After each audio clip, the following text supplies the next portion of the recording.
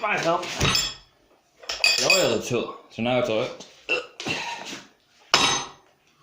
Let's see.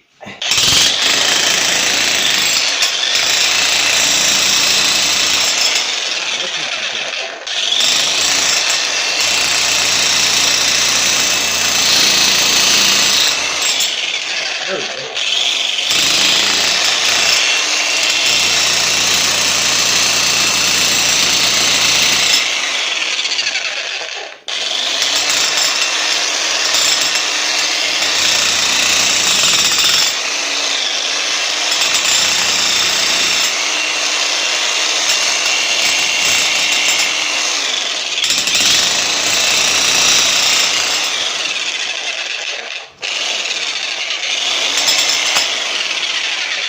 I think I need one like this that's a little bit wider, so I can take a bigger cut.